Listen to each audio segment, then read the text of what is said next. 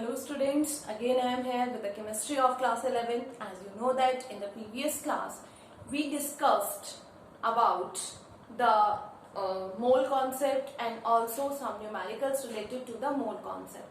है ना? So in today's class we are going to discuss about the empirical formula. Okay, so before start the empirical formula, here you can see I write some definitions. So let us start with these definitions. As we know that in class 9 and in class 10 we studied only chemical formula, है ना, chemical formula of the compound. So do you know what is the chemical formula? Yes, chemical formula is the brief representation in terms of symbol. Brief representation of a substance in terms of symbol is known as chemical formula.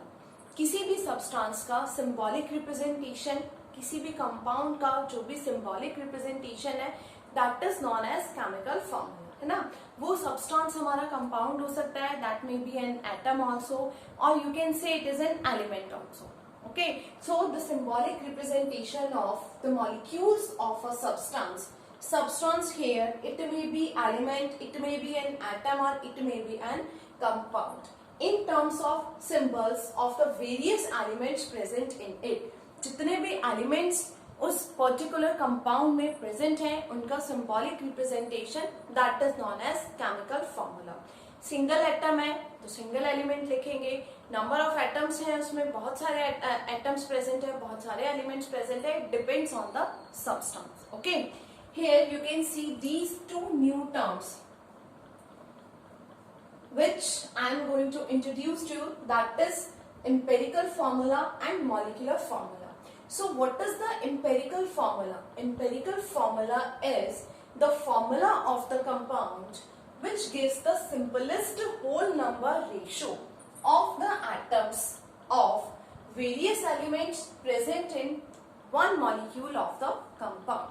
So what is empirical formula? Empirical formula always gives the simplest whole number ratio.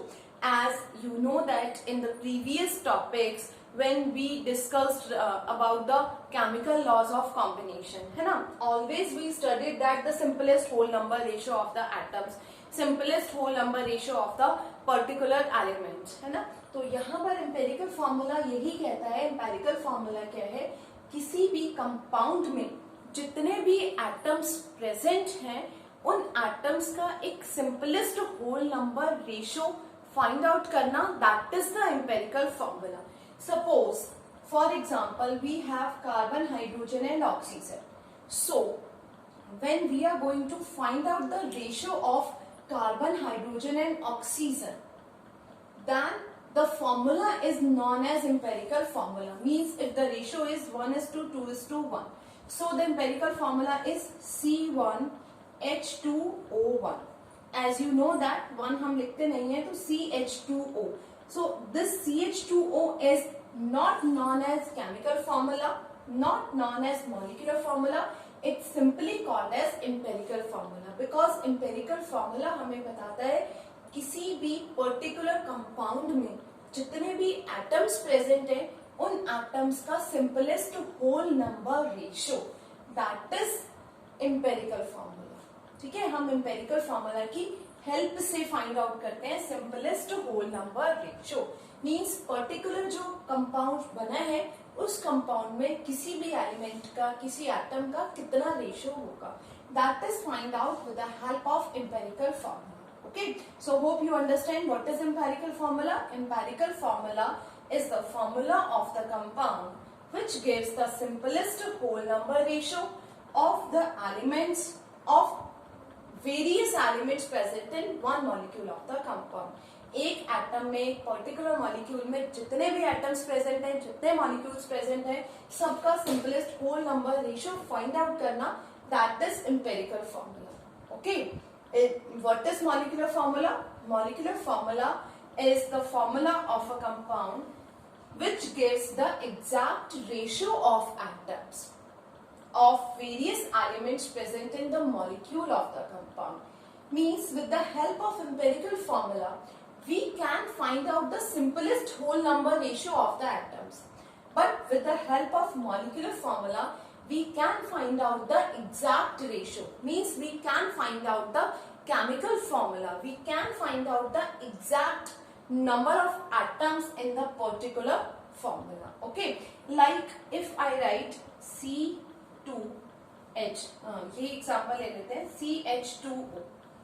Okay, and जब हमने इसका molecular formula find out किया, तो molecular formula find out करने के बाद इसका जो रेशो था वो हमारा CH3O हो गया. ठीक है, somehow CH3O और यू कैन से CH2O2. ठीक है, CH2O2. तो CH2O is the empirical formula in which the ratio is 1:2:1. But molecular formula is the exact formula. Empirical formula is maybe the exact formula of the compound or may not be the exact formula. Means empirical formula किसी भी substance के लिए exact हो भी सकता है और नहीं. बट मॉलिक्यूलर फॉर्मूला उस कंपाउंड का एग्जैक्ट फॉर्मूला होगा जिसका कोई पर्टिकुलर मीन बनता है. मीन्स जो एग्जैक्टली किसी सब्सटेंस को रिप्रेजेंट करेगा. ठीक है, CH2O2 का मीन्स कार्बन के दोनों कॉर्नर पर यहाँ पे हाइड्रोजन जुड़ा है और दो जगह ऑक्सीजन जुड़ा है. यहाँ पे ये एक ऑक्सीजन का एक बॉन्ड खाली है बिकॉज ऑक्सीजन डबल बॉन्ड के साथ कनेक्ट होता है. तो यहाँ पे हम माइनस साइन लगा देते हैं. ठीक है, ये एग्जांपल्स हम ऑर्गेनिक में पढ़ेंगे ऑलरेडी. तो आप याद रखिए मॉलिक्यूलर फार्मूला और एम्पिरिकल फार्मूला में डिफरेंस क्या है. मॉलिक्यूलर फार्मूला वो फार्मूला होता है जिसमें एग्जैक्ट रेशियो हम पढ़ते हैं एंड एम्पिरिकल फार्मूला में एक सिंपलेस्ट होल नंबर रेशियो पढ़ते हैं. हो सकता है डेफिनेशन से आपको बहुत सारे डाउट्स आ रहे हो, लग रहा हो कि नहीं समझ में आ रहा है एम्पिरिकल क्या है मॉलिक्यूलर क्या है. जब हम इसकी कैलकुलेशंस पढ़ेंगे ना तो आई एम मेक श्योर कि आपकी ये डाउट्स क्लियर हो जाए. And yes, I am definitely assure कि आपको बहुत अच्छे से क्लियरली समझ में आ जाएगा दोनों में क्या डिफरेंस है. बिकॉज डेफिनेशन से हो सकता है थोड़ी प्रॉब्लम हो, बट जब हम फाइंड आउट करेंगे then you can understand easily. Okay, so let us start with the calculation of empirical formula. These are the definitions. Chemical formula क्या है? Brief representation of a substance in terms of symbol. Symbolic representation है molecules का, compounds का, that is chemical formula. Empirical formula से हम किसी भी particular compound में जितने एटम्स प्रेजेंट हैं सबका एक simplest whole number ratio find out कर सकते हैं. Okay, and molecular formula always gives exact ratio. Molecular formula exact ratio देता है. Sometimes for any compound empirical and molecular formulas are same, but sometimes they may be different. ये हमें कब पता चलेगा? जब हम calculations करेंगे. Okay, so let us start with the calculation of empirical formula. Means how do we calculate the empirical formula of any substance? Always remember empirical formula important है. empirical formula से always 5 मार्क का question आ सकता है. ठीक है, 5 mark का question आता है जिसमें आपको एम्पिरिकल फॉर्मूला फाइंड आउट करना है. हो सकता है एम्पिरिकल फॉर्मूला के साथ आपको मॉलिक्यूलर फॉर्मूला भी फाइंड आउट करना हो. तो सबसे पहले हम एम्पिरिकल फॉर्मूला फाइंड आउट करेंगे. ठीक है, एम्पिरिकल फॉर्मूला नॉर्मल कंपाउंड्स के लिए. Before starting calculation of empirical formula, one important thing which we need to know, that is percentage composition. Percentage composition or percentage in terms of concentration. This we also studied in class 9. Okay, so you can see here percentage composition or concentration of compounds, substances in terms of percentage equals to mass. You can say weight. Okay, mass or weight of solute divided by mass or weight of solution into 100. You remember this formula, mass of solute divided by mass of solution into 100. mass हो सकता है, weight हो सकता है, एक ही बात है. Okay, if mass of solution is not given in the question, we can find out the mass of solution as mass of solution is equals to mass of solute plus mass of solvent, है ना। Solute plus solvent से हम solution का मास find out कर सकते हैं। Solute का मास question में गिवन होगा, सॉल्वेंट के लिए क्वेश्चन में मास डायरेक्टली गिवन होगा, अदरवाइज सॉल्यूशन का मास ही गिवन होगा। ये हमने 9th में पढ़ा था। बट यहाँ पे थोड़ा सा चेंज हो सकता है, ये कॉन्सेप्ट तो माइंड में लेके ही चलना है। When we are going to find out the empirical formula or any percentage composition, okay, if I have a formula that is Na2CO3, है ना, and we are going to find out the percentage composition of Na2CO3. So we have, first of all, we have the mass of the solute. This is solute. हमारे पास इसका मास होना चाहिए. Suppose हमने लिखा 23 gram of sodium carbonate. Okay, so 23 gram sodium carbonate, that is mass of solute. For mass of solution, we find out the mass of molar mass of Na2CO3, that is the mass of solution. In case mass of solution is not given, okay, अगर आपको मास of solution नहीं दिया है तो आप मास of solution कैसे find out करते हैं? Molar mass of that particular compound, उस कंपाउंड का मोलर मास फाइंड आउट कर लेते हैं, that is the mass of solution. ठीक है, फर्स्ट वे. तो फर्स्ट वे क्या है? देखिए, फर्स्ट वे बहुत इजी है, मास of solute and mass of solution जो हम 9th में करते थे उस प्रोसेस से. सॉल्यूशन का मास गिवन नहीं है, then we take solute plus solvent. But here if any formula is given और हम परसेंटेज कॉम्पोजिशन किसी फॉर्मूले के लिए फाइंड आउट कर रहे हैं, है ना, तो for a particular formula mass of solute हो सकता है गिवन हो, मास ऑफ सॉल्यूट गिवन होगा, तो मास ऑफ सॉल्यूट के लिए हम जो गिवन मास है वही लिखेंगे. ठीक है, मास ऑफ सॉल्यूशन आप इस फॉर्मूले का मोलर मास फाइंड आउट करके लगाएंगे. Suppose what is the molar mass? That is 23 into 2 plus 12 plus 3 into 60. So that is 46 plus 22 plus 48. 8 plus 2 10, 10 plus 16, 4, 5, 6 and 4 10. ये आ गया 23 divided by 106 into 100. So we can find out the percentage composition of Na2CO3. Na2CO3 के लिए percentage composition find out कर सकते हैं. ठीक है, second condition. First condition तो डायरेक्ट मेथड था. सेकेंड कंडीशन में आपको सॉल्यूट का मास गिवन होगा और कोई फॉर्मूला गिवन होगा. देन सॉल्यूशन के मास के लिए या कंपाउंड के मास के लिए हम क्या कर सकते हैं? इसका मोलर मास फाइंड आउट करेंगे, then we can find out the percentage composition. Okay, second condition में हमसे ये पूछ सकता है कि Na2CO3 में जितने भी एटम्स प्रेजेंट हैं सबका परसेंटेज कॉम्पोजिशन निकालिए. Means find out the percentage composition of every atom और every element present in sodium carbonate individually. ठीक है, तो इंडिविजुअली जब हम परसेंटेज कॉम्पोजिशन फाइंड आउट करते हैं तो इंडिविजुअली के लिए हम क्या करते हैं? इसका मोलर मास हमें पता चल गया, दैट इज 106 ग्राम. आप देखिए इसमें कितने एटम है? 2 sodium atom plus 1 carbon atom plus 3 oxygen atom. ठीक है, तो अकॉर्डिंगली वैल्यू लेंगे. हमें सोडियम का परसेंटेज कॉम्पोजिशन फाइंड आउट करना है, कार्बन का फाइंड आउट करना है and then oxygen. So first of all percentage composition of sodium. Mass of solute में क्या आ जाएगा? Atomic mass of this.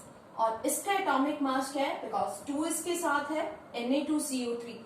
यहाँ पर मैं फिर रिपीट कर रही हूँ, ये वाले नंबर ऑफ मोल्स नहीं लेने हैं जो फॉर्मूले में नंबर ऑफ मोल्स एडेड है. जैसे Na2CO3 में 3 ऑक्सीजन है, 2 सोडियम है, then you need to take these number of atom when you are going to find out the percentage composition of elements individually for a particular compound.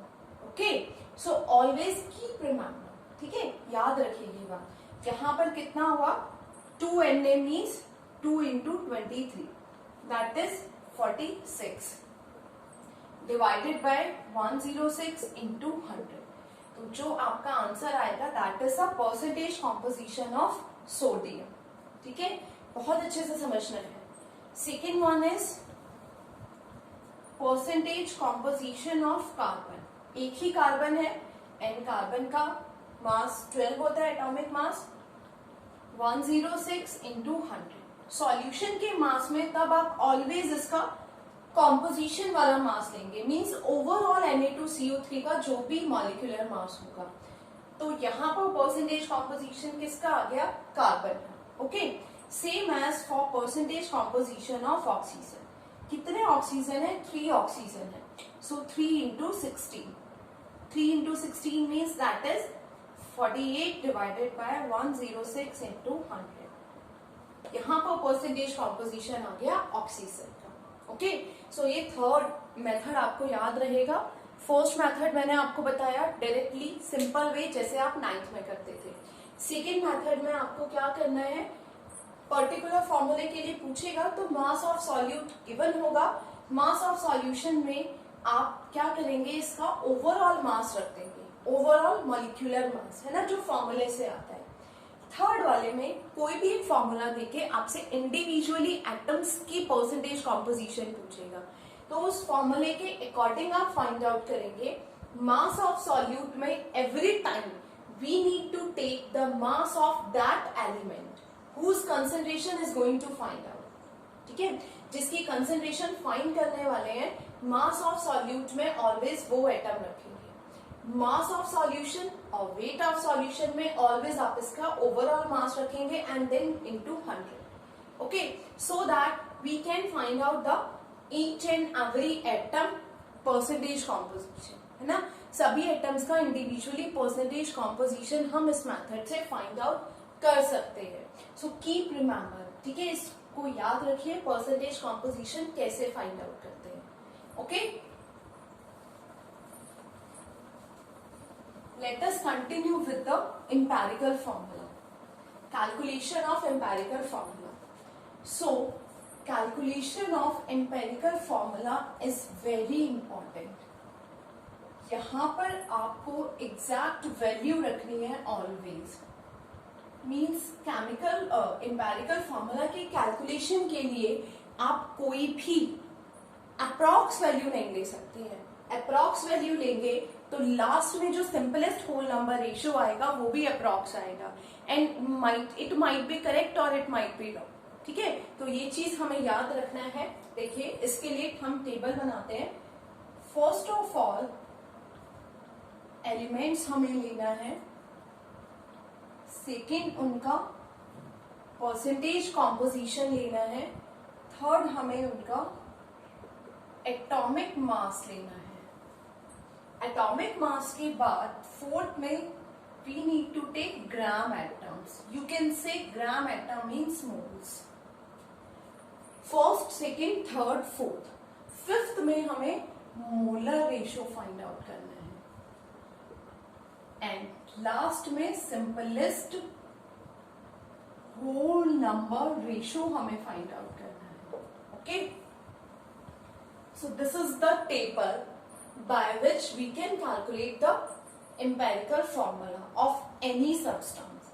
Okay, so देखिए, इसको समझ लेते हैं. ये terms आपको समझ में आ गई होंगी. फर्स्ट एलिमेंट, फिर परसेंटेज आएगा, then atomic mass, then gram atom you can say moles, molar ratio and at last simplest whole number ratio. Elements की बात करें तो एलिमेंट्स ऑब्वियसली क्वेश्चन में गिवन होंगे, है ना. तो क्वेश्चन में carbon, hydrogen, oxygen, suppose 3 atoms given. ठीक है, परसेंटेज वाले कॉलम में आए तो परसेंटेज वाले कॉलम के लिए कंडीशन है. फर्स्ट कंडीशन डायरेक्टली क्वेश्चन में गिवन हो सकती है. क्वेश्चन में ये लिखा हो सकता है, means the percentage composition of 3 elements carbon, hydrogen and oxygen is this, है ना, रेस्पेक्टिवली गिवन है. First condition. Second condition, as you know that when we are going to calculate the average atomic mass, then we studied what we studied that the sum of the percentage is always equals to 100. The sum of the percentage of all the elements is always equals to 100. जब हमने average atomic mass पढ़ा था, 9th में ही पढ़ा था obviously, तो ये condition हमने पढ़ी थी कि जितने भी एलिमेंट्स होते हैं उनकी परसेंटेज का सम ऑलवेज 100 होता है। फर्स्ट कंडीशन है डायरेक्टली परसेंटेज क्वेश्चन में गिवन। सेकेंड कंडीशन हो सकता है आपको कोई भी दो एलिमेंट्स की परसेंटेज गिवन हो, तो थर्ड वन वाले की कैसे फाइंड आउट करेंगे, 100 से माइनस करके।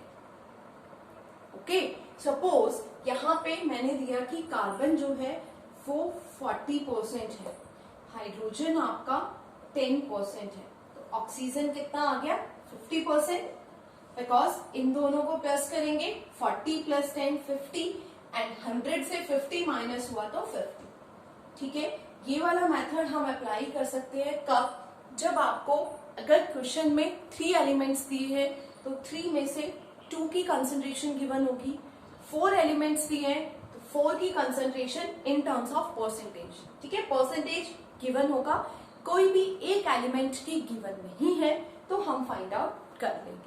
ठीक है, फर्स्ट डायरेक्टली गिवन हुआ, सेकेंड 100 से माइनस करके हमने फाइंड आउट कर लिया।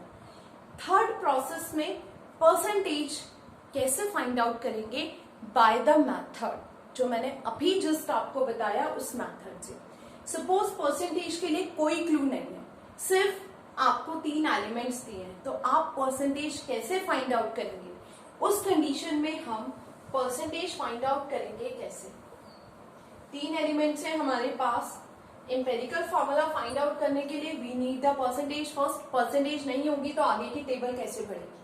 ठीक है, तो परसेंटेज के लिए मैंने लगाया इंडिविजुअल फाइंड आउट कर रही हूं, percentage of carbon is equals to atomic mass of carbon. ठीक है, और डिवाइडेड में तीनों के एटॉमिक मास का सम लेंगे, इनटू में 100। समझ में आया। जब हम when we are going to find out the percentage composition of carbon, then we take atomic mass of carbon, atomic mass of carbon लेंगे and denominator में carbon plus hydrogen plus oxygen, because in every question elements are clearly mentioned, elements clearly mentioned होंगे हर एक question में। so elements mention है, हमारा काम हो गया, परसेंटेज हम फाइंड आउट कर लेंगे। कैसे, कार्बन की फाइंड आउट करेंगे, then atomic mass of carbon divide में, कार्बन का एटॉमिक मास 12 होता है, इनका सम कितना आएगा 16 + 1 17, 17 + 12, 17 + 12 आई थिंक 29। यस, मेरी मैथ्स इतनी बेकार भी नहीं। Yes, then 29 × 100। तो यहां पर आपका परसेंटेज कॉम्पोजिशन किसका आ गया, कार्बन का आया। ओके, कोशिश कीजिए कि आप पॉइंट के बाद 1 डिजिट तक ही लें।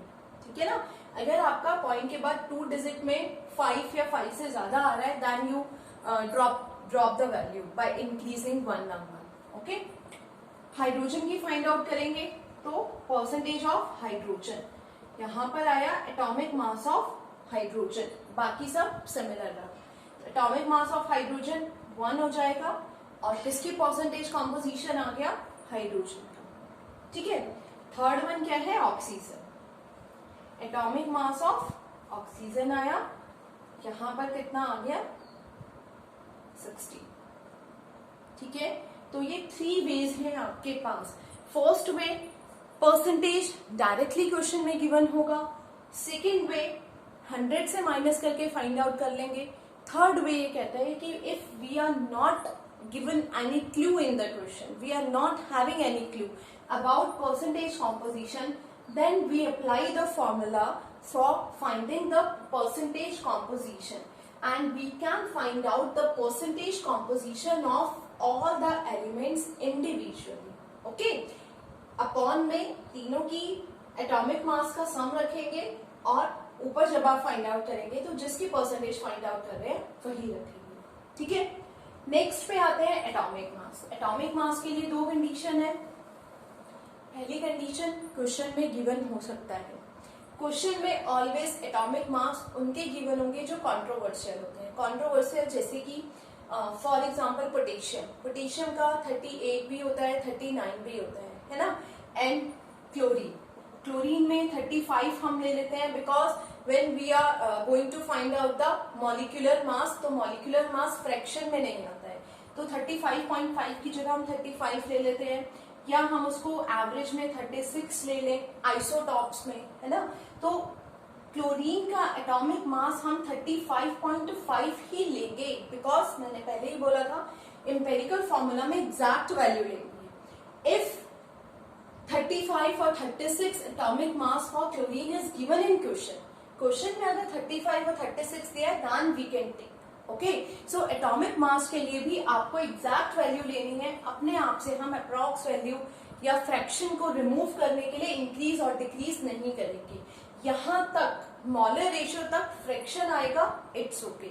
फ्रैक्शन को जो भी रिमूव करना है वो यहां पर करेंगे, ठीक है। तो ये दो कंडीशन समझ में आ गई। एलिमेंट्स के अकॉर्डिंग परसेंटेज डायरेक्टली गिवन होगी, नहीं होगी तो हमारे पास टू वेज है, फॉर्मूला अप्लाई हम कर सकते हैं और 100 से माइनस करके भी हम फाइंड आउट कर सकते हैं। एटॉमिक मासेस क्वेश्चन में गिवन हो सकते हैं, नहीं गिवन है, इट मीन्स हमें खुद से रखना है। Gram atom means moles. Normally number of moles क्या होता है, mass divided by molar mass, है ना। यहाँ पर gram atoms, because here we have percentage and atomic mass, so मैं वही परसेंटेज ले लेती हूँ। 40 ली थी मैंने, इसकी 10 ली थी और यहाँ पर 50 लिया था। एटॉमिक मास 12 है, 1 है एंड यहाँ पर 16 है। It's just for an example, ठीक है। ग्राम एटम्स में फॉर्मूला लगाते हैं हम percentage divided by atomic mass, as number of moles is equals to mass divided by molar mass. So as we know that percentage of any element when we are going to do the numericals, तो percentage by mass ही हम count करते हैं, ठीक है। तो यहाँ पर mass की जगह हम percentage लेंगे, percentage divided by atomic mass, that are the gram atoms, okay। So third column में जब आप gram atoms find out करेंगे, then for finding the gram atoms you need to apply the formula percentage divided by atomic mass, 10 divided by 1 and 50 divided by 60, okay। So in 1 2 3 4 in fourth column, or you can say from fourth column calculation is going to start। तो ग्राम atoms क्या है, percentage divided by atomic mass, percentage को atomic mass से divide कर देंगे, then ग्राम atoms आ जाएगा, okay. तो ग्राम atoms के लिए अगर मैं 12 को 40 से डिवाइड करूं, 3 आएगा, 3.33 आता रहेगा, है ना। 40 है तो 1 को 10 से करेंगे तो 10 आ जाएगा, 50 को 16 से करेंगे तो 16 से कीजिए, 16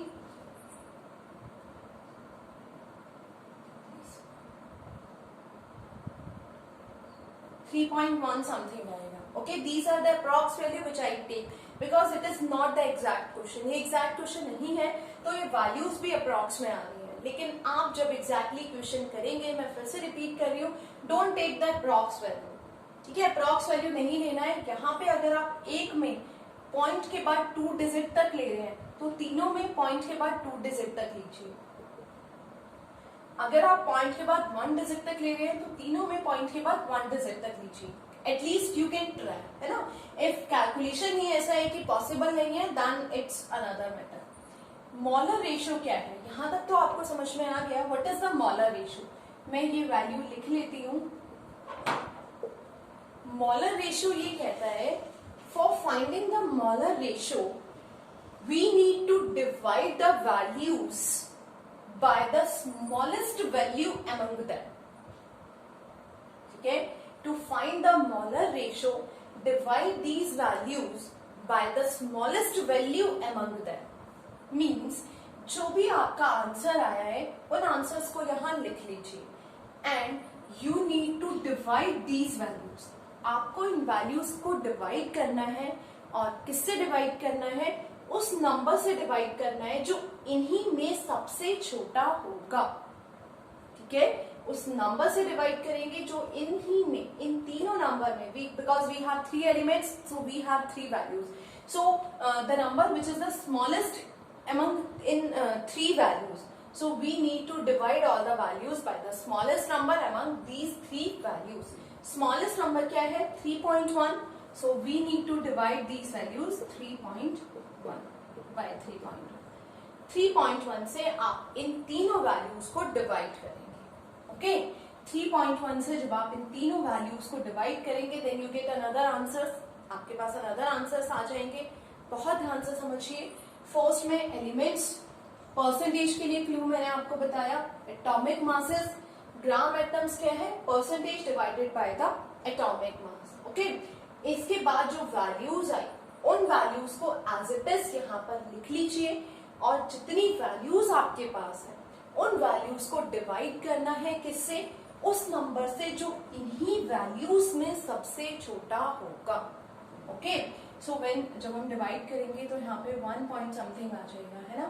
31 1 सा 31, यहाँ पे 2 बचा, 20 लगाएंगे तो नहीं जाएगा, मीन्स मैं एक अप्रॉक्स वैल्यू ले लेती हूँ 1.2, ठीक है। यहाँ पे भी मैं एक अप्रॉक्स वैल्यू ले लेती हूँ, ये 100 हो गया, तो 31 2 सा 62, है ना। 31 3 सा 90, 31 3 सा 3 1 सा 93, तो 30 मैं इसमें 3 पॉइंट समथिंग ले लेती हूँ 3.1 एंड यहाँ पे आपकी 1 आ गई, ठीक है। तो करना क्या है हमें, यहाँ पर हमें होल नंबर बनाना है, ठीक है। तो यहाँ पर सिंपलेस्ट होल नंबर बनाने के लिए भी हमारे पास कंडीशंस हैं। कंडीशंस क्या है, यहाँ तक तो क्लियर है, डिवाइड कर दिया जो सबसे छोटी वैल्यू है उससे। अब कंडीशन ये कहती है कि आपकी जो ये वैल्यूज आई हैं इनको सिंपलेस्ट होल नंबर में एज इट इज लिख देंगे, कब, जब ये पहले से ही होल नंबर होंगे। कंडीशन तब आती है जब ये होल नंबर नहीं है, if they are not the whole numbers then first condition कि हम इसको राउंड ऑफ कर दें। राउंड ऑफ कर सकते हैं, 1.2 है तो हम 1 ले लें, 3.1 है तो हम 3 ले लें एंड ये हमारा 1 ही रहेगा, ठीक है। तो 1.2 को 1 लिया, 3.1 को 3 लिया एंड 1 को 1। हमें पता है 5 या 5 से ज्यादा होगा तो हम क्या करेंगे, नेक्स्ट वैल्यू लेंगे। 5 से कम होगा तो हम क्या करेंगे, प्रीवियस वैल्यू लेंगे। ओके अगर हमारे पास ऐसी कंडीशन आती है, सपोज यहाँ पर 2 आया, ये 1.5 है और ये 1 है, 0.5 है, मैंने आपको कंडीशन बताई है 5 से ज्यादा हो या 5 से कम हो, ठीक है। तो हम क्या कर सकते हैं, राउंड ऑफ कर सकते हैं। But if the condition we have the 0.5, 1.5, 2.5, then you can multiply the smallest integer to make the simplest whole number ratio. Round of करने का नहीं समझ में आ रहा है अगर हमें, तो हम क्या कर सकते हैं, जैसे ये 1.5 हो तो 1.5 के लिए आप मैं 2 लूं या 1 लूं, बिकॉज 1.5 है, ये तो बीच में आ गया, ना तो 5 से कम है ना 5 से ज्यादा है। तो इस कंडीशन में मैं क्या करूंगी, 2 से इंटू कर दूंगी। बट 2 से इंटू कर दूंगी तो ये क्या हो जाएगा, 3 हो गया, सिंपलेस्ट 3 आ गया, है ना। तो जब भी आप स्मॉलेस्ट इंटीजर से मल्टीप्लाई करेंगे तो आपको पूरे कॉलम में मल्टीप्लाई करना होगा। This is the important thing, ठीक है। सिंपलेस्ट होल नंबर वैल्यू है, then simplest whole number value को ऐसे ही लिख देंगे।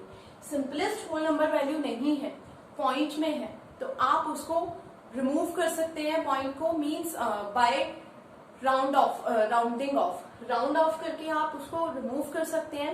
राउंड ऑफ नहीं कर रहे हैं, हमें लगता है कि स्मॉलेस्ट इंटीजर से मल्टीप्लाई करने से भी काम हो जाएगा और वहां से हो सकता है एग्जैक्ट वैल्यू आए।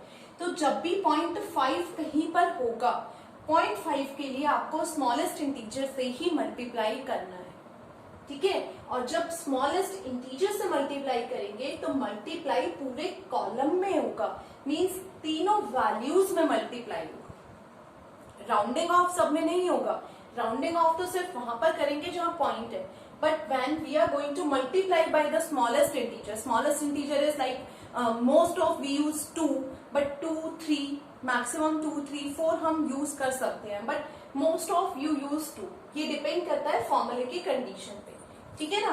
वैल्यू पे भी तो डिपेंड करता है। स्मॉलेस्ट इंटीजर से मल्टीप्लाई करें तब जब हमें बेनिफिट हो। बेनिफिट मीन्स हमें दिख रहा है कि स्मॉलेस्ट इंटीजर से मल्टीप्लाई करने पे फ्रैक्शन रिमूव हो जाएगा। As we know that simplest whole number ratio कभी भी फ्रैक्शन में नहीं होता, तो हमें यहाँ तक फ्रैक्शन को कुछ नहीं करना है, जो वैल्यूज आती जा रही है हम लिखते जाएंगे। उसके बाद इस कॉलम के लिए हमें वैल्यू को राउंड ऑफ करना है, या आप कह सकते हैं means we need to remove the fraction.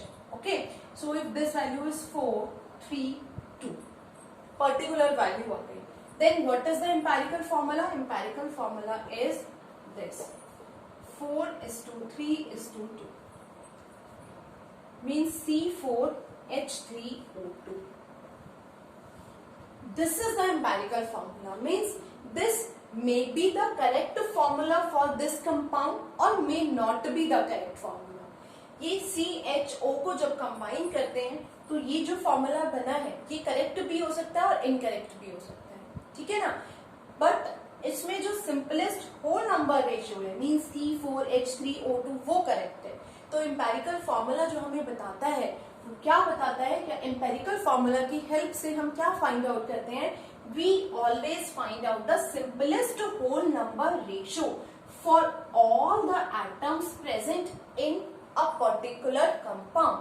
एक कंपाउंड में जितने भी एटम हैं, जितने भी एलिमेंट्स हैं, उनका सिंपलेस्ट होल नंबर रेशियो हम इससे फाइंड आउट करते हैं, ठीक है। ये टेबल बहुत इंपॉर्टेंट है बिकॉज हर एक पॉइंट दूसरे पॉइंट से इंटरकनेक्टेड है, तो यहाँ पे करेक्ट वैल्यू के लिए आपकी पीछे की सारी कैलकुलेशन करेक्ट होनी चाहिए। ओके, सो इसको पढ़िए, इसको समझिए, कोशिश कीजिए इसको समझने की, तब मैं नेक्स्ट क्लास में आपको मॉलिक्यूलर फॉर्मूला बताऊंगा। मॉलिक्यूलर फॉर्मूला एग्जैक्ट फॉर्मूला होता है किसी भी पर्टिकुलर कंपाउंड के लिए। तो molecular formula is might be same with the empirical formula और may not.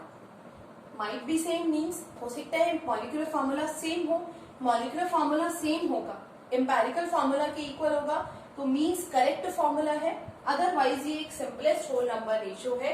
Exact formula find out करने के लिए हम मॉलिक्यूलर फॉर्मूला फाइंड आउट करते हैं। पहले आप एम्पिरिकल फॉर्मूला फाइंड करना सीखिए, then we move to next topic, that is how we can find out the molecular formula. Okay, till then good bye.